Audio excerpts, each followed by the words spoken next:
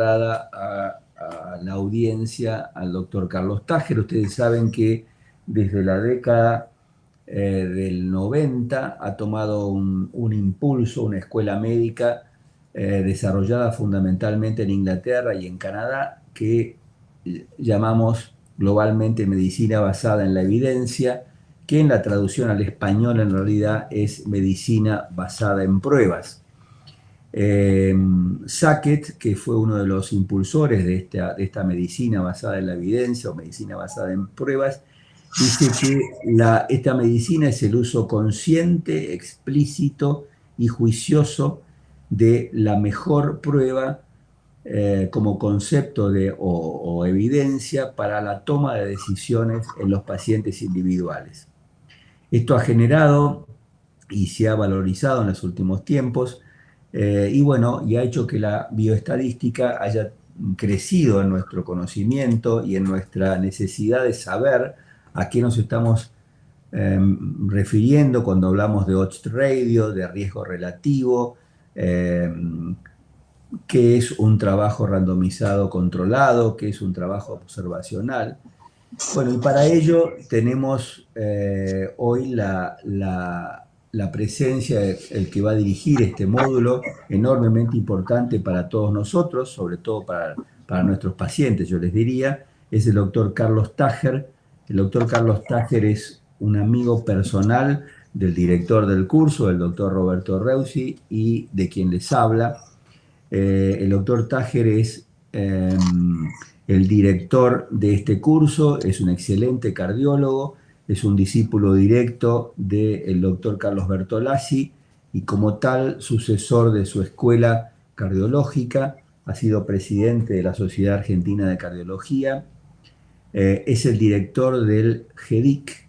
El GEDIC es el grupo de estudio, docencia e investigación clínica y insisto, para todos nosotros es un placer tenerlo en este mes de junio dándonos sus conceptos sobre lo que es la bioestadística, la medicina basada en pruebas o la medicina basada en la evidencia. Carlos, somos todo oídos siendo las 6 de la tarde. Bueno, muchas gracias, buenas tardes. Vamos a ver si podemos proyectar bien los diapositivos.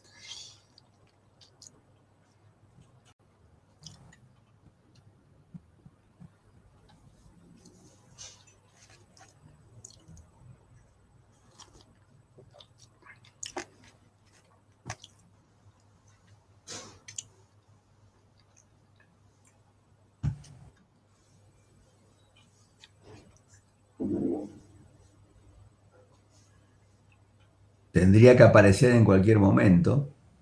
Sí, da la impresión que estalla, ¿no? Sí, pareciera que sí. Vamos a ver. A ver. No sé por qué no aparece la...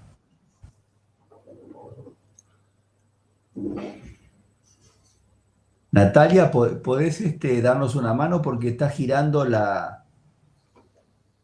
Está mal. Ahí está, ahí estamos, ahí estamos. Ahí está, Carlos, yo desaparezco un ratito, así tenés toda la audiencia para vos. Bueno, Macanudo. Bueno, buenas tardes a todos. Hoy vamos a hacer una pequeña maratón de 6 pequeñas charlas alrededor de todos temas de lectura crítica y hoy nos vamos a dedicar a lo que llamamos estadística descriptiva.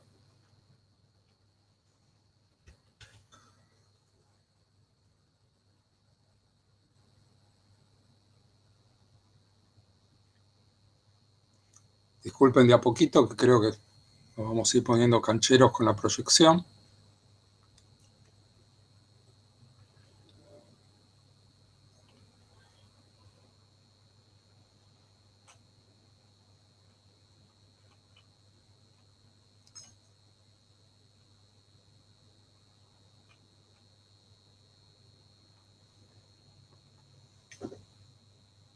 Natalia, si tiene usted alguna sugerencia, pues no sé por qué no se están proyectando los diapositivos.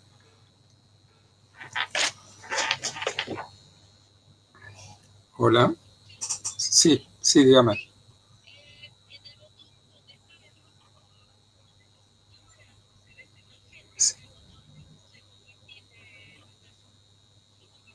Sí, ahí yo lo apreté.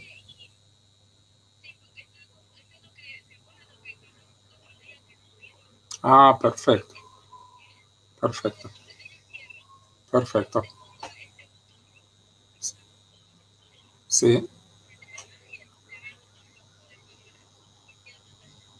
Perfecto. Toda la pantalla, compartir. Perfecto. Muy bien.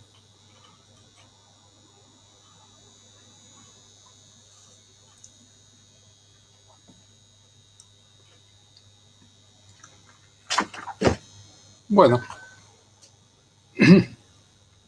Agradeceré me confirmen si se está viendo bien. Empezamos entonces con este módulo de lectura crítica. Hay toda una serie de estrategias para la lectura de trabajos científicos, diferentes guías publicadas. Este es un trabajo, el primero, de Trisha Greenhalgh, muy clásico. Hay una serie muy grande en la década del 90 de cómo leer ensayos clínicos. Nosotros también hemos publicado con el doctor Doval al respecto.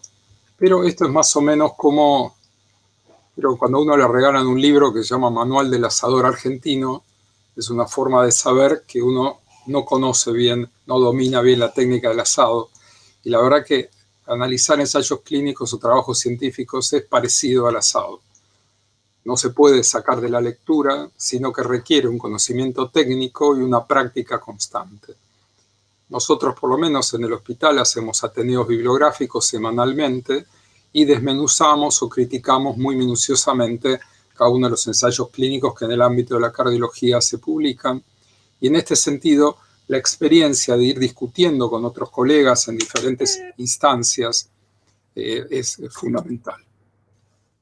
¿Para qué leemos nosotros trabajos? A veces leemos por una inquietud cultural, sencillamente. Vemos un trabajo, supongamos yo soy cardiólogo, de problemas de la lactancia en Tanzania, etcétera, etcétera, o temas que no hacen a nuestra especialidad.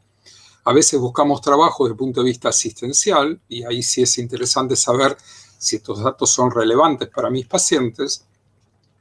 Y si estamos en líneas de investigación, leer un poco más minuciosamente para ver si nos animamos a investigar ese tema. Los trabajos clínicos, todo lo que es la investigación clínica, tiene muchas dimensiones. Cada uno tiene aspectos particulares fundamentales, tiene fortalezas y sesgos, y a lo largo de estas 4 semanas nos vamos a ir deteniendo en cada uno de ellos. Pueden haber estudios epidemiológicos, en este momento tenemos montones que dicen qué pasa con el SIDA, qué pasa con el COVID, cómo está evolucionando, si los pacientes obesos, si los hipertensos, estudios de diagnóstico, fisiopatológicos, pronósticos, los terapéuticos, los randomizados. Hay también estudios de costo-beneficio y, por supuesto, las guías y revisiones o consensos. El primer concepto que me interesa discutir con ustedes es que siempre frente a un trabajo debemos preguntarnos si lo que estamos leyendo es algo pragmático o es algo explicativo o fisiopatológico. Por ejemplo, si yo les propondría esta alternativa. Se desarrolló un nuevo fármaco que baja el LDL colesterol un 20% e incrementa el colesterol HDL un 50%. Y ustedes tienen un paciente que tuvo un infarto y que tiene LDL elevado y un HDL bajo y tiene otro factor de riesgo cardiovascular. Entonces la pregunta mía sería si ustedes indicarían este nuevo fármaco. Como ustedes no pueden contestar, uno asumiría que uno dice fisiopatológicamente esto es una droga muy interesante porque baja el LDL y aumenta el HDL. Sin embargo, lo que ustedes tienen que preguntar antes de indicar cualquier medicamento es si este medicamento es bueno o malo para la salud. ¿Qué significa salud? La salud no es bajar el LDL o subir el HDL, sino desde el punto de vista pragmático, qué eventos reduce o qué problemas de salud reduce. En este caso, por ejemplo, esta droga, que es el torcetrapib, aumentó un 50% la incidencia de infarto y fue retirada del mercado por su alto riesgo. Es decir, que una droga que baja el colesterol LDL 20% y sube el HDL un 50% es inútil para la salud. Ustedes preguntarán por qué. Bueno, hay 1000 mecanismos para explicarlo, pero la única forma de responderlo es hacer un estudio pragmático. No podemos basarnos solo en conceptos fisiopatológicos para prevenir eventos sustanciales. Este es un ejemplo. Llega un profesor, le dice, bueno, muchachos, la nifedipina, ustedes saben que reduce la mortalidad en el infarto agudo de miocardio y tiene estas propiedades fisiológicas, baja la presión arterial, es un vasodilatador coronario, disminuye la entrada de calcio. ¿Cómo explicarían ustedes que reduce la mortalidad de infarto? Bueno, todo el mundo le dice, mira, es muy fácil, porque al bajar la presión arterial, baja el consumo de oxígeno, al ser un vasodilatador coronario, mejora el flujo anterógrado, al disminuir la entrada de calcio, enlentece la necrosis tisular. Estamos bárbaros. Uy, profesor, dice, discúlpeme, me equivoqué, alumnos. La nifedipina no reduce la mortalidad en el infarto, aumenta la mortalidad en el infarto. Discúlpenme. Digo, ¿cómo podrían explicar ustedes que aumente la mortalidad en el infarto? No, es lógico. Si baja la presión arterial, hay un menor flujo anterógrado a nivel de la coronaria. Los vasodilatadores coronarios universales pueden producir un robo distal y mayor isquemia, y al disminuir la entrada de calcio hay una depresión miocárdica y puede desencadenar insuficiencia cardíaca. Con esto quiero decir que todos estos mecanismos pueden explicar tanto que baje como que suba la mortalidad en el infarto. La única forma de saber si sube o baja la mortalidad es hacer un ensayo empírico con un punto final, en este caso muy importante, como es la mortalidad. Cuando nosotros queremos comprender un tema, eso es interesante desde el punto de vista fisiopatológico. Pero cuando nosotros queremos aplicar esta terapéutica a nuestros pacientes, ya no es suficiente un ensayo fisiopatológico y necesitamos ensayos pragmáticos que reduzcan mortalidad, o reduzcan eventos, o reduzcan cefaleas, que también es un problema de salud, pero no un mecanismo fisiopatológico.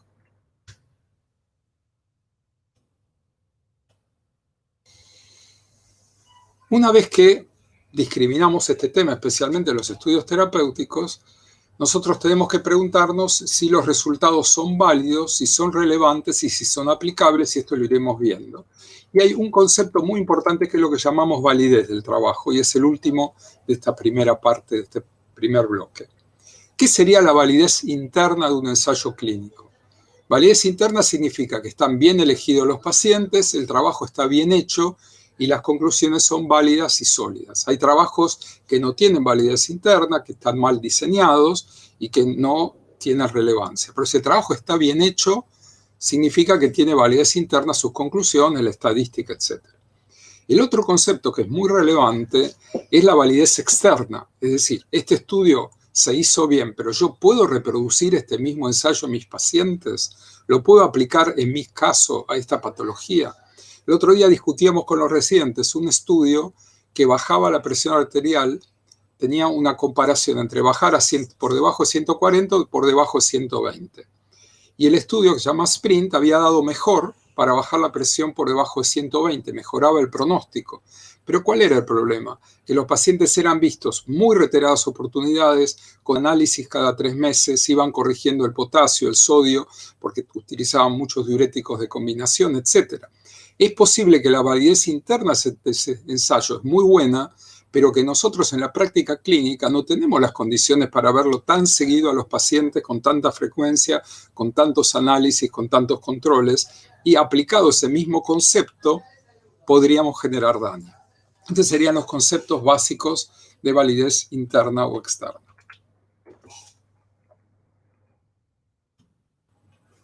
Bien.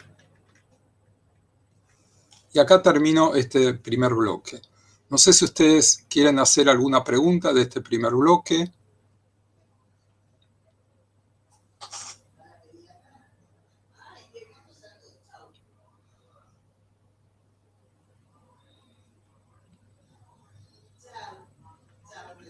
Bueno, si les parece bien, entonces seguimos con la segunda parte.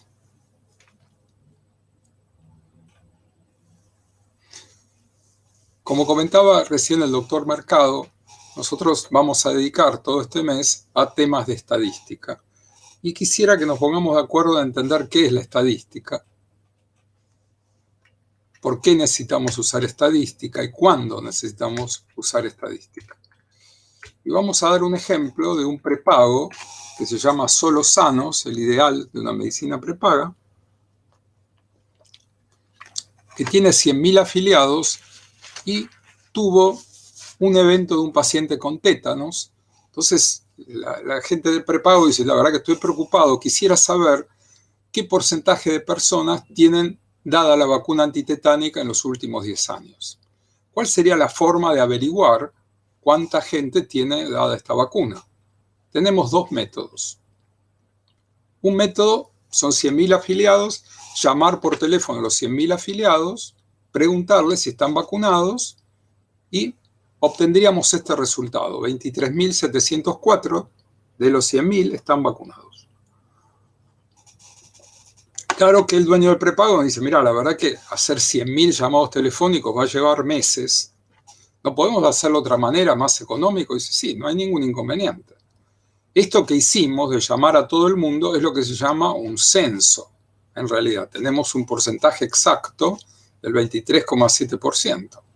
Y tenemos certeza, dentro de lo que puede ser el sesgo de recuerdo, que los pacientes, las personas dicen por lo menos que están vacunadas.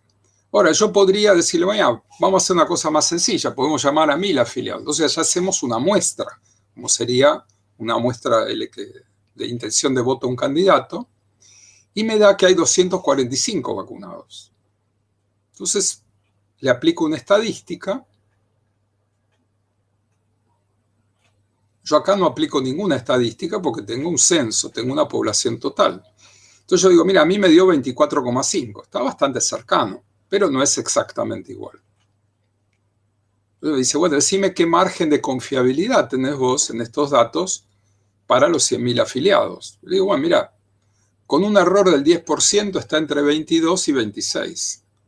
No, le digo, pero 10% es mucho, porque no es lo mismo comprar 22.000 vacunas que 26.000 vacunas. A ver, un 5%. Bueno, 5% y se va ampliando el margen de 21.000, tendría que comprar 21.800 vacunas, 27.000 vacunas. No, dame un porcentaje más estricto. Entonces me dice un 1%, pero va de 21.000 a 28.000. No, mira, yo quiero tener 100% de certeza. Bueno, 100% de certeza, no hay ningún inconveniente. Mientras yo tenga un intervalo de confianza, voy a tener incertidumbre. Pero si vos querés 100% de certeza, 0% de error, yo te puedo asegurar que el porcentaje de vacunados está entre 0 y 100. Ahí estoy seguro. Pero eso es absolutamente inútil. Entonces, nosotros tenemos dos formas de abordar el conocimiento de la realidad, el conocimiento de la verdad de un tratamiento. Podemos hacer un estudio completo de toda la población, cosa que generalmente es imposible, pero eso es lo que llamaría un censo, o podemos aplicar estadística que lo que hace es acotar el margen de incertidumbre. Entonces, acá vamos a tener, y hoy lo vamos a ver a lo largo de las charlas, cómo podemos saber este margen de incertidumbre, pero siempre estadística es incertidumbre. Por eso nosotros en la Argentina tenemos el Instituto Nacional de Estadísticas y Censos. Estadísticas es cuando se hacen muestras y censos es cuando se cuenta la población o se cuentan las industrias. Encuestas de hogares es un muestreo, se eligen hogares de determinadas condiciones socioeconómicas y sobre eso se hace una extensión con un margen de error, con un margen de incertidumbre a toda la población. Cuando nosotros hacemos investigación clínica, vemos una serie de pasos, los cuales, por ejemplo, nosotros partiendo de una observación propia, vemos que un paciente se complicó, tomó ciprofloxacina y presentó una arritmia. Decimos, ¿por qué será que presenta esto una arritmia? Bueno, vamos a leer. Cuando vamos a leer, nos damos cuenta que existe en la bibliografía una respuesta. Si encontramos una respuesta satisfactoria, ya no necesitamos investigar. Pero si la respuesta no es satisfactoria porque no está totalmente conocido, bueno, vamos a hacer un estudio. ¿Cuál podría ser nuestra hipótesis? Que por ahí la ciprofloxacina puede producir arritmias en pacientes en determinadas condiciones. Buscamos bien grande la literatura y si vemos que no está respondido el tema, planteamos un estudio con objetivo, definimos qué pacientes vamos a incluir, añosos, embarazadas, no embarazadas, hacemos un diseño experimental, planificamos el análisis de los datos y después nos tiramos a la pileta, hacemos el ensayo clínico y finalmente, cuando hacemos el análisis, tenemos que seguir revisando la literatura. ¿Dónde entra la estadística? Bien, en toda esta parte conceptual de idea, la estadística no sirve. Sirve para el diseño del ensayo y sirve para el análisis del ensayo. Es decir, que gran parte de la investigación clínica prescinde de la estadística y es más bien conceptual. La estadística es una herramienta. Y básicamente tenemos dos tipos de estadística. Una que es la que vamos a ver hoy. Si nosotros tenemos, por ejemplo, grupos,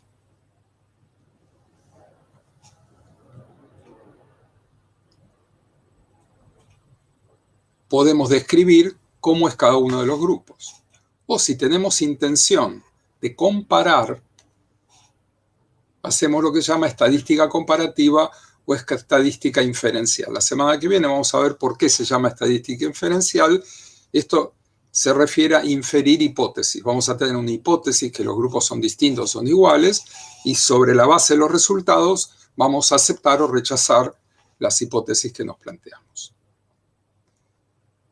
Le atribuyen a Disraeli haber dicho que existían 5 tipos de mentiras, aunque muchos creen que es una broma de Mark Twain. Decía que había mentiras, en inglés sería damned lies, la publicidad era considerada una mentira, la política, pero la peor de todas era la estadística.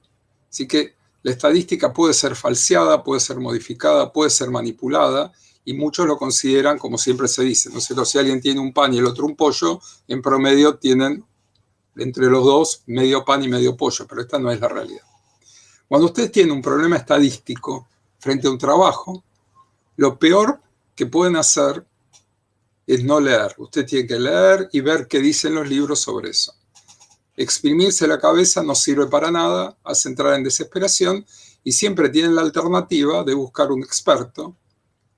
Y esta es la definición de experto que dio el diario Clarín años atrás, que decían, un experto, que esto pueden extenderlo a la economía, es el que predice hoy lo que va a suceder mañana y mañana explica por qué sucedió exactamente lo contrario, que es más o menos lo que uno espera de un estadígrafo, ¿cierto? No es una ciencia exacta, sino justamente incertidumbre.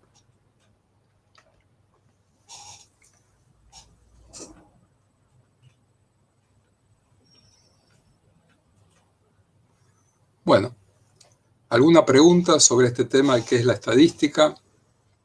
Perdón que me como un poquito de sándwich.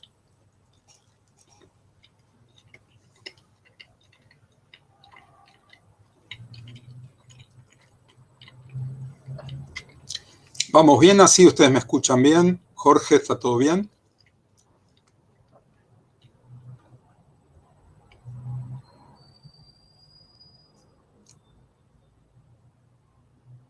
Perfectamente bien.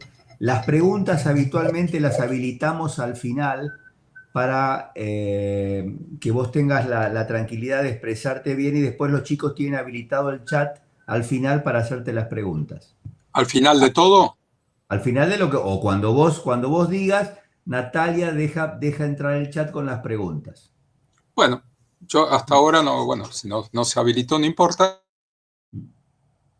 pero por ahí después de una o dos de estas próximas charlas voy a pedir que se abra un poquito para poder compartir un poco. Entonces ¿sí? Le vamos a pedir a Natalia que en 2 o 3 charlas comience con la habilitación del chat. Sí, por ahí después de esta charla, por ahí podríamos abrir un poquitito por si hubiera preguntas.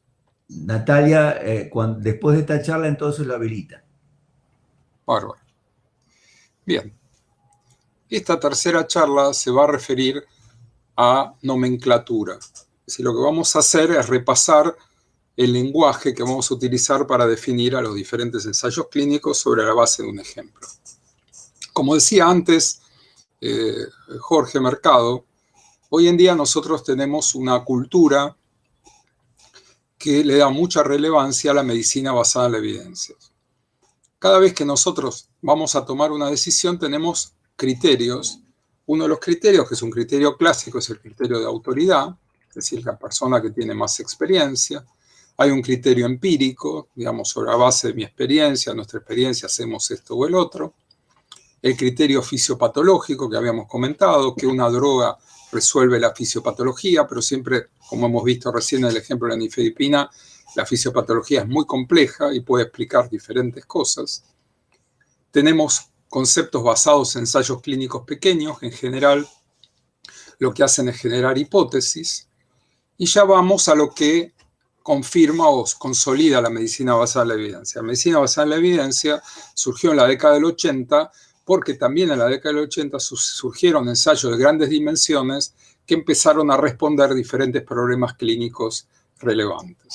O sea, cuando ya tenemos conclusiones de estudios clínicos de grandes dimensiones, ya tenemos mucha más fortaleza y aún más cuando tenemos un metaanálisis con ensayos coherentes que le dan mucha solidez, es lo que llamamos evidencias 1A. Como bien decía el doctor Mercado, Evidence-Based Medicine debería ser traducida como medicina basada en pruebas. Evidencia es una palabra un poco etérea, entonces para mí esto es evidente y para el otro no es evidente. Acá hablamos medicina basada en pruebas. Lo que pasa es que en nuestro país, por ejemplo, pruebas se refiere a exámenes, de tal manera que no era adecuado traducirle, creo que todos preferimos conservar medicina basada en la evidencia, pero no es una buena traducción. Lo que vamos a charlar ahora en nomenclatura es ensayos clínicos. ¿Cómo se llaman? ¿Qué tipo de ensayos clínicos hay? ¿Qué sería un ensayo clínico? ¿Cómo lo definimos?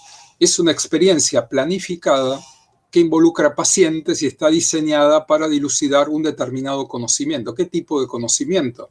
Puede ser fisiopatológico, puede ser diagnóstico, estamos evaluando un nuevo método para que fuera, puede ser de la evolución, un seguimiento, puede ser evaluar un tratamiento.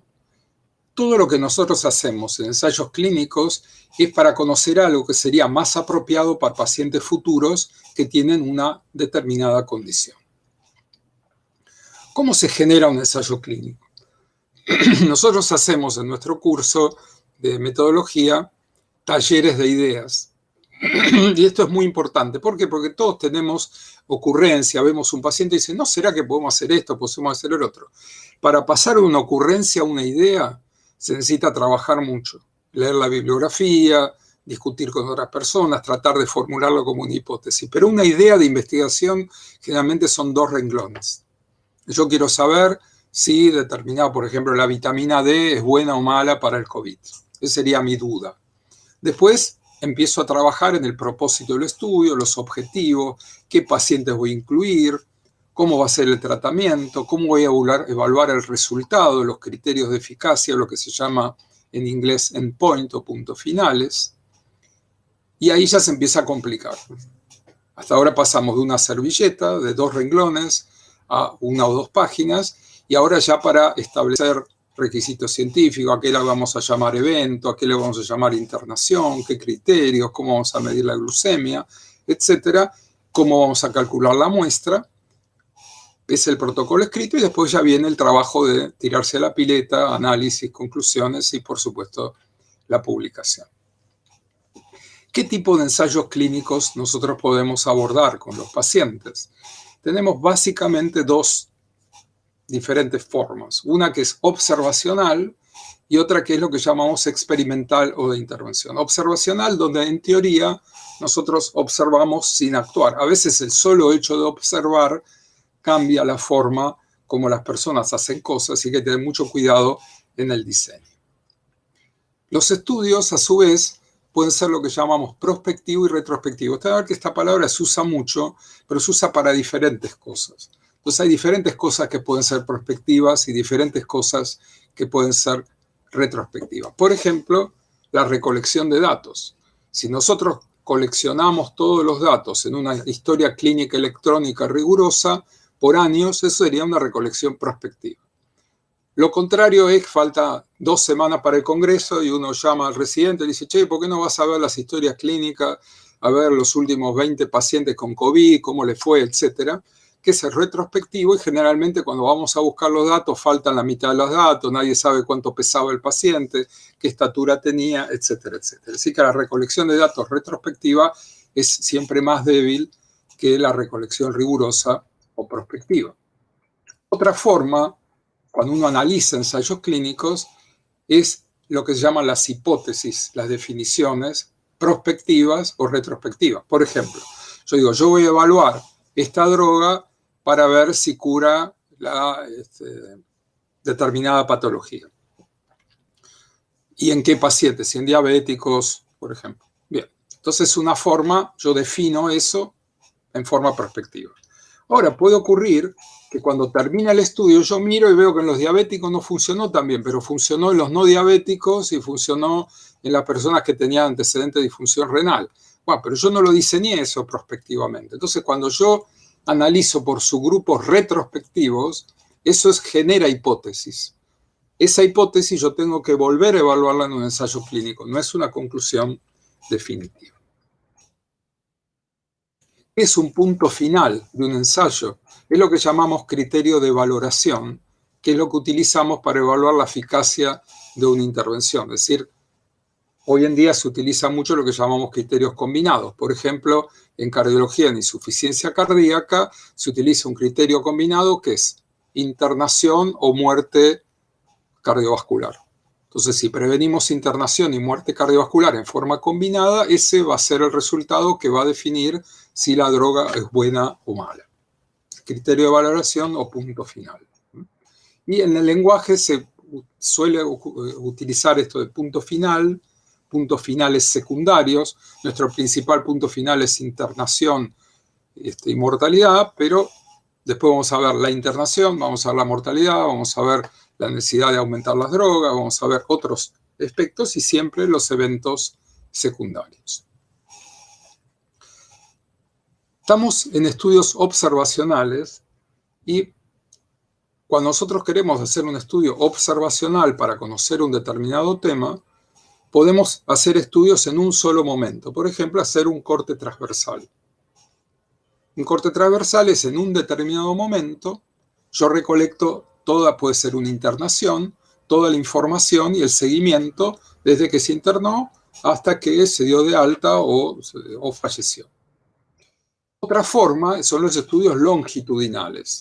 Yo tomo, por ejemplo, una población que salió de cuidados intensivos y quiero ver cómo evolucionan a lo largo del próximo año. Entonces ya tengo una cohorte, que así se llama, y hago un estudio de seguimiento o longitudinal.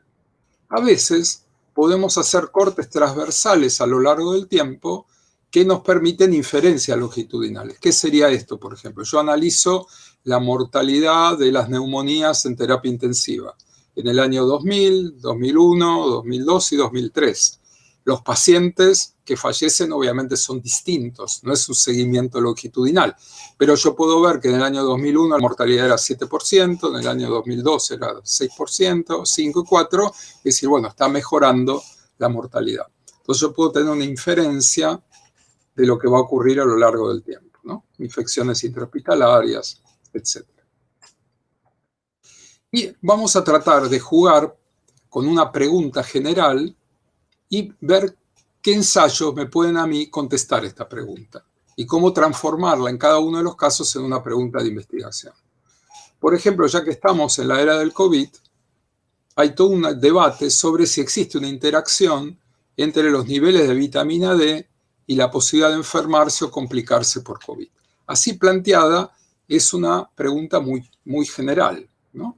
Y tenemos diferentes diseños observacionales, diseños, como recién comentamos, de corte transversal, diseños de cohorte o de seguimiento y diseños caso control. Esos son los tres diseños clásicos de estudios observacionales. Vamos a tratar de hacer un estudio caso control con esta pregunta. Los casos controles pueden ser prospectivos o retrospectivos. ¿Qué sería un caso control? Y digo acá ya para aclarar un concepto. Los ensayos controlados son ensayos prospectivos, randomizados, terapéuticos. Eso es un ensayo controlado.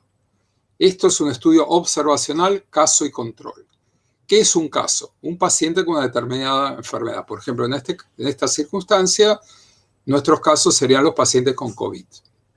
Entonces yo tengo los pacientes con COVID y voy a buscar controles. ¿Cuáles serían los controles? Bueno, que tengan otras infecciones que sean distintas a COVID, o que estén ingresados en otro servicio, o un familiar de la misma edad y sexo, que serían los controles.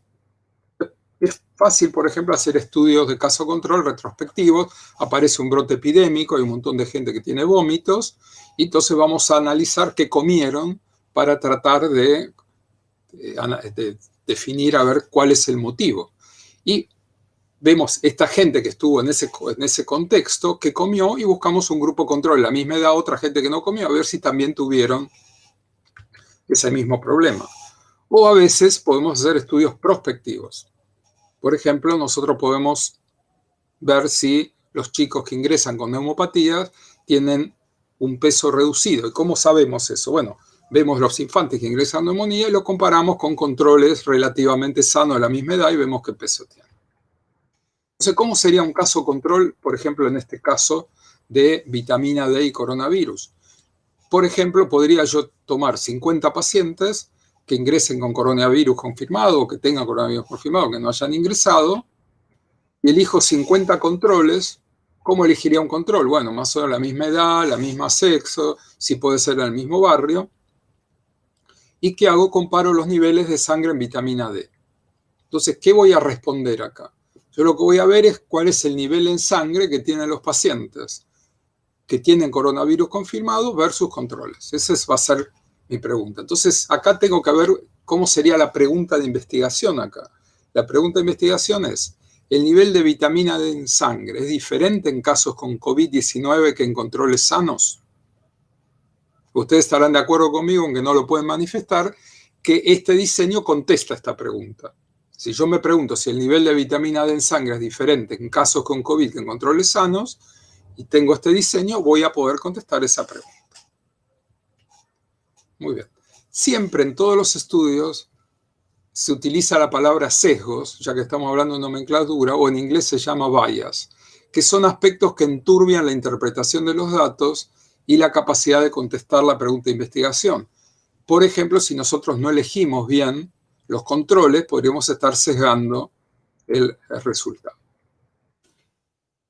Aquí vimos lo que sería el primer contacto con un estudio caso-control. Vamos a ver otra posibilidad, que sería un estudio observacional de cohorte, longitudinal. ¿Qué es lo que hace un estudio observacional de cohorte? Selecciona una población y la sigue en el tiempo para ver qué le pasa prospectivamente. A lo largo del seguimiento van ocurriendo cosas y uno va analizando qué es lo que le va ocurriendo, cómo va haciendo, con qué está relacionado. Un estudio clásico de cohorte es el que se desarrolló desde la década, fin de la década del 40 en la ciudad de Framingham, en Estados Unidos. Eso empezó en el 40 y pico, y en la década del 60, ya con 15 años de seguimiento, los tipos observaron que la gente que tenía ataques cardíacos eran más fumadores, tenían colesterol elevado, tenían determinadas condiciones de glucemia, y dio lugar a todo el concepto actual de factores de riesgo, justamente a través de un estudio de cohorte. ¿Cómo podríamos hacer un estudio de cohorte para contestar la pregunta qué relación tiene la vitamina D con el coronavirus? Por ejemplo, un diseño podría ser tomar 1000 personas sanas, podría ser, por ejemplo, 1000 personal de salud de un hospital, antes de que empiece la pandemia, le mido la vitamina D y lo sigo en el tiempo y veo cuántos se infectaron. Entonces, ¿cuál sería la pregunta de investigación acá? La pregunta de investigación es, ¿el nivel de vitamina D en sangre puede influir la posibilidad de enfermar por COVID? ¿Se contesta esta pregunta con este diseño? Sí, se contesta, porque yo lo que voy a ver a lo largo del tiempo es si los pacientes que tenían más bajos los niveles de vitamina D se infectaron más o menos que los que tenían niveles normales. Es una cohorte de seguimiento. Vemos que el mismo tipo de problema podemos enfocarlo con diferentes diseños. ¿Qué sería un estudio de relevamiento de corte transversal? El estudio de corte transversal, toda la información es obtenida en un solo encuentro. Acá no hay seguimiento, o puede ser un seguimiento hospitalario solamente. Por ejemplo, nosotros queremos saber cuál es la presión hoy en día de adolescentes, o cuántos estudiantes universitarios fuman marihuana. Bueno, podríamos preguntar eso, sería un corte transversal. O qué nivel de gases en sangre tienen los pacientes que son derivados a respirador. Entonces vemos un retrato de un momento determinado evolutivo. Entonces, ¿cómo podría ser, para responder la pregunta esta de la vitamina D, un estudio de relevamiento. Y yo, por ejemplo, puedo decir, analizo el nivel de vitamina D en sangre en pacientes internados por COVID-19 versus el resto de pacientes adultos internados por otro motivo, que puede ser cuidado intensivo o puede ser en otro lado. Yo acá no tengo casos y controles, sino analizo todos los adultos que están internados por COVID versus todos los adultos que estén internados por otro motivo. Entonces, ¿cuál sería la pregunta de investigación que yo puedo analizar? ¿Es el nivel de vitamina D diferente en los pacientes que ingresan infectados por COVID y los de otras patologías? Esta pregunta la puedo contestar con este diseño. Entonces, repasando un poco, si yo altero algo en el estudio, por ejemplo, en este caso le doy vitamina D, eso sería un estudio experimental y veo qué efecto tiene la vitamina D sobre el resultado. Ahora los estudios que hemos visto no alteran. Si yo hago una sola medición en una sola muestra, sería un estudio de corte transversal. Si hago casos y controles, obviamente es un estudio caso-control, y si tomo una población para varias mediciones a lo largo del tiempo, haría lo que se llama un estudio longitudinal o un estudio de cohorte. Y estos son más o menos los criterios para nomenclatura de ensayos observacionales. Damos vuelta de página y vamos a saltar a los ensayos de intervención.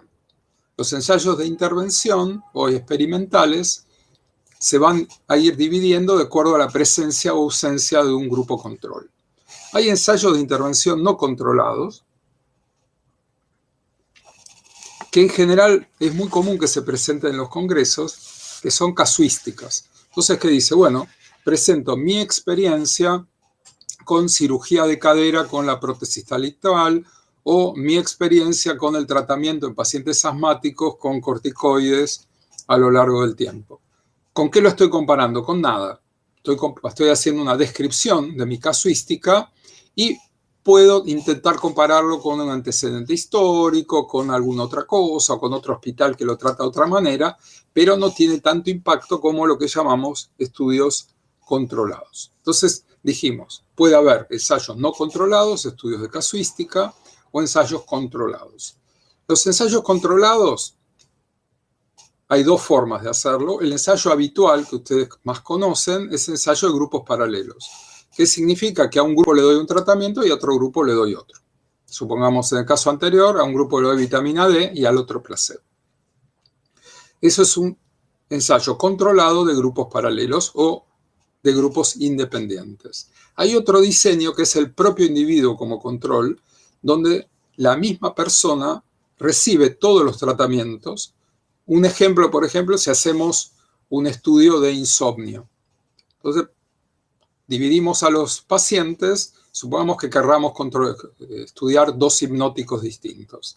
Entonces, a la mitad le damos un hipnótico, a la mitad otra, anotamos cómo durmieron durante 2 meses, hacemos un lavado de esa situación de la droga y cruzamos. Le damos a los dos grupos la droga que no habían recibido anteriormente. Entonces, ¿qué resultado vamos a tener al final? Los dos grupos recibieron las dos drogas y podemos comparar en cada individuo si le fue mejor con una droga o como la otra. Por supuesto que eso no se puede hacer en estudios de mortalidad o de eventos graves, pero sí en estudios de patologías crónicas, dolor, insomnio, disfunción sexual, etc. Ven ustedes un dedo que apunta para abajo. Los ensayos no controlados no son una fuente de evidencia muy firme. Es bueno tener una experiencia y es bueno publicarla, pero no indica que nuestro tratamiento es mejor o peor, sino simplemente que esa es nuestra experiencia. Los ensayos controlados, como decíamos recién, puede ser de grupos paralelos y los propios individuos como control. Se ven también una comparación de tratamientos, pero en la misma persona. ¿Cómo podría ser un estudio de vitamina D de intervención? Uno podría hacer un ensayo no controlado. ¿Cómo sería? Bueno, en mi hospital dijimos, vamos a darle a todas las personas vitamina D o todos los pacientes que ingresan le dimos vitamina D y después nos fijamos cómo le fue. ¿Y con qué lo vamos a comparar? Y lo comparamos con otro hospital. Digo, bueno, ¿a usted cómo le fue? Bueno, nosotros tuvimos 20%, usted tiene 30%, tantos llegaron a respirador. Bueno, es una forma bastante difícil de llegar a una conclusión. Sería mejor hacer un ensayo controlado. ¿Cómo sería un ensayo controlado? Bueno, le damos vitamina D a un grupo de pacientes y le damos placebo a otros pacientes. Lo hacemos doble ciego y vemos qué pudimos prevenir. Evidentemente sería un estudio mucho más consistente y mucho más convincente. ¿Cómo vamos a asignar el tratamiento? Y sigo que estamos con la nomenclatura. La asignación del tratamiento hoy en día en los ensayos de investigación se hace en forma aleatoria. Alea es el dado, ¿cierto? Y randomizado o aleatorio significa que se va a sortear. No es que se va a asignar a los pacientes lo que el médico decida o lo que el paciente decida. No son estudios de preferencia. Hay diseños de preferencia donde, por ejemplo, una persona le dice, bueno, yo quiero comparar un tratamiento médico con un tratamiento quirúrgico, pongamos de vesícula. Entonces le digo a la persona, ¿usted a qué grupo preferiría? ¿Preferiría estar en el grupo médico o en el grupo quirúrgico? No, yo prefiero que me operen, doctor. Bueno, entonces lo derivo a cirugía. No, yo prefiero tratarme con remedio. Bueno, ese es un diseño que puede darse. No hay ensayos clínicos de gran relevancia hasta ahora que hayan tenido éxito con diseños de preferencia. ¿Por qué? Porque tienen muchos sesgos. Porque la gente elige determinada cosa por múltiples motivos, si está más grave, está menos grave, y ya los dos grupos no son comparables. Mientras que un ensayo randomizado, los dos grupos son muy parecidos, es decir, prácticamente iguales, salvo la diferencia del tratamiento que le estamos dando. Entonces, los estudios no randomizados tienen mucho sesgo y no son concluyentes para interpretar el resultado. Bueno, y acá hay otro montón de nomenclaturas y formas de llamar a los ensayos clínicos. Una ya la estuvimos comentando anteriormente, si es el estudio fisiopatológico o es pragmático, y esto sí es un concepto que es muy relevante que ustedes lo tengan tornillado. Yo cuando ustedes leen un trabajo, dice, a ver, ¿qué pasó con la modificación de la glucemia y las enzimas en el infarto?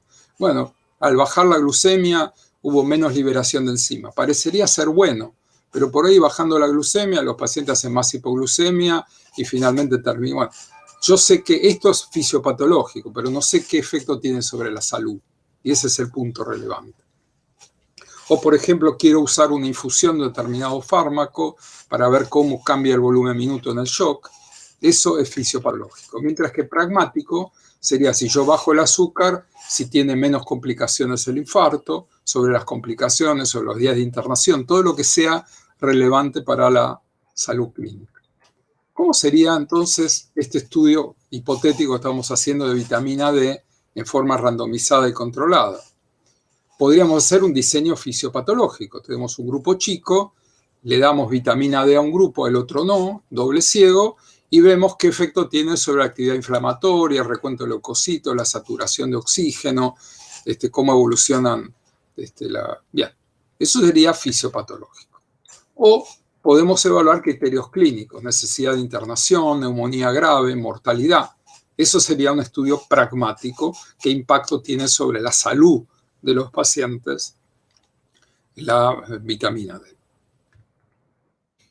Los diseños, como comentamos, pueden ser paralelos o cuando se hace propio individuo como control, es cruzado. ¿Cómo sería cruzado? Como decíamos antes, dos hipnóticos, a este grupo le damos un hipnótico y este otro, y luego cruzamos y le damos el contrario, el tratamiento A y B, lo cruzamos, de tal manera que cada paciente tiene experiencia sobre el mismo tratamiento y tuvo experiencia con las drogas, e incluso puede decir qué droga me parece que me cayó mejor, qué droga me parece que me cayó peor. Ya estamos llegando al final de esta parte de nomenclatura y algunas formas de llamar a los ensayos clínicos. Hay diseños que se llaman diseños factoriales. ¿Cómo sería un diseño factorial? Yo en realidad tengo 4 grupos. Vamos a suponer que volvemos al tema de la vitamina D y yo quiero darle a la mitad de la población vitamina D y a la mitad de la población quiero darle placebo.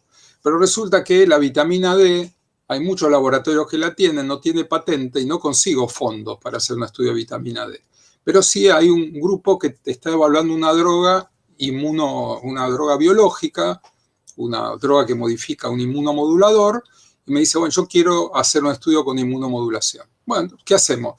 Dividimos, la mitad de la población va a recibir el inmunomodulador y del modulador, y la mitad va a recibir placebo. Y a su vez, la mitad de los que reciben placebo de inmunomodulador va a recibir vitamina D o placebo, y la mitad de los que reciben el inmunomodulador va a recibir vitamina D o placebo. Entonces yo estoy haciendo 2 ensayos controlados en uno a través de un diseño factorial. Yo pruebo la droga A contra el placebo de A, por ejemplo acá la vitamina D, y tengo 10.000 pacientes, 5.000 y 5.000, y tengo los mismos 10.000 pacientes divididos de otra manera para droga A, B, placebo B. En realidad tengo 4 grupos. Sería vitamina D activa y el inmunomodulador placebo, vitamina D activa el inmunomodulador activo, placebo de vitamina D, el inmunomodulador activo, placebo de vitamina D, placebo del inmunomodulador. Serían 4 grupos, pero se analizan como si fueran 2 ensayos clínicos distintos, y en general esto se hace cuando hay una droga que aporta dinero para hacerlo y otra que es la vitaminas o otras cosas que no van a tener financiamiento y son relevantes para investigarse. Entonces, por ejemplo, ¿cómo podríamos hacer este diseño factorial? Supongamos que queremos hacer efectos de la cloroquina y la vitamina D. Entonces, la pregunta de investigación en realidad son 2 preguntas acá. ¿Es beneficiosa la cloroquina para la evolución del COVID? No me importa la vitamina D, porque va a ser factorial. Y a su vez, me voy a preguntar si es beneficiosa adicionar vitamina D para la evolución del COVID. Son 2 ensayos clínicos en uno, en un diseño factorial. Otra de las formas que vamos a ver durante estas clases es lo que ya llamamos diseños de superioridad, que son los diseños habituales. Yo quiero evaluar si esta droga es mejor que la otra o si la vitamina D es mejor que el placebo. En los últimos años ya hay muchas patologías que tienen tratamientos eficaces. Entonces, se hacen diseños de lo que se llama equivalencia. Por ejemplo, ustedes tienen la endocarditis bacteriana, es tratada con antibióticos parenterales durante 40 días. Y ustedes dicen, bueno, ¿no sería mejor o no sería igual o no sería parecido si yo le diera medicamentos por vía oral? ¿Y qué ventaja tendría la vía oral? Y bueno, se tendría menos internaciones, menos duración de la internación, puede ser más barato, menos complicaciones. Pues sí, pero va a ser mejor el tratamiento oral. Y no, la verdad que yo estaría contento que sea igual. Bueno, eso es lo que se llaman diseños de equivalencia. Entonces yo lo que quiero demostrar es que frente a un tratamiento B que ya está consolidado, como puede ser los antibióticos intravenosos en endocarditis bacteriana, un nuevo tratamiento A no es inferior. Y esto es muy común también, por ejemplo, en tumores, donde tenemos drogas que tienen muchos efectos adversos y mejoran la sobrevida, y yo quiero probar otra droga que tenga menos efectos adversos. No quiero ganarle a la otra en el punto principal, que es la mortalidad. Quiero ganarle en efectos adversos. Entonces, si yo tengo el mismo efecto, soy equivalente a la otra en términos de mortalidad, pero tengo menos efecto adverso, o es más barato, o es por vía oral, esa sería la lógica de un diseño de ensayo de inferioridad que vamos a ver dentro de algunas clases. ¿Se puede hacer un estudio de inferioridad con vitamina D en COVID? No se puede. ¿Por qué no se puede? Porque no hay ningún tratamiento efectivo con el cual yo pueda comparar. Yo no puedo decir, la vitamina D no es inferior que el corticoide. Realmente, como mucho se podría usar corticoide. No tenemos todavía tratamientos efectivos contra el COVID. Y si no hay un tratamiento consolidado, no se puede hacer un ensayo de no inferioridad. El último nombre raro de nomenclatura que quiero mostrarles es una nueva forma de diseño de ensayos clínicos, que es lo que se llama estudio prospectivo randomizado basado en registros, o diseño PROBE, como dice, estudio randomizado abierto con eventos ciegos. ¿Qué es esto, digamos, este nombre tan extraño? Esto es un diseño muy interesante en países que tienen historia clínica informatizada. ¿Cómo se hizo uno de los principales estudios en este tema? Había una duda cuando llegaban pacientes con infarto, si durante la angioplastia había que utilizar un aparato que le succionaba los trombos. Es decir, hacer una especie de trombectomía o, digamos, tromboaspiración durante el procedimiento. Se había publicado un estudio de 300 casos que era favorable, pero el tromboaspirador salía muy caro y alargaba el procedimiento. Entonces en Suecia decidieron decir, mira, Dado que nosotros tenemos una historia clínica electrónica y todos usamos la misma historia clínica electrónica, podemos hacer un estudio sencillo. ¿Qué hacemos? Llega un paciente con infarto, llamamos por teléfono y decimos, ¿qué le toca a este paciente? ¿Le toca tromboaspiración o le toca no tromboaspiración? Por eso el estudio es abierto. Muy bien. El hemodialista ya sabe que no tiene que usar el tromboaspirador y el otro tiene que usar el tromboaspirador. No se llena ninguna historia clínica del ensayo clínico, simplemente queda anotado que este paciente entró y después se evalúa si se murió o no se murió a través de los registros poblacionales.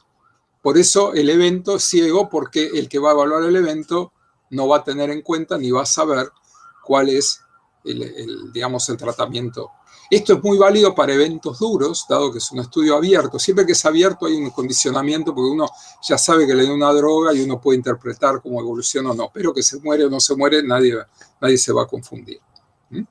Y realmente es una forma muy, muy interesante, y la medida, si nosotros en la Argentina avanzáramos a tener historias clínicas electrónicas universales, supongamos que fuéramos 50 clínicos que tenemos toda la historia clínica electrónica igual, y quisiéramos hacer un ensayo control a ver si el halopurinol alivia una cosa sencilla en determinada patología, simplemente podríamos randomizar eso y después ver la historia clínica cómo evolucionó sin ningún otro sistema de registro. Así que es una forma probablemente de pasar el escenario de la investigación clínica a la práctica directa de todos los días, ¿no? De los registros.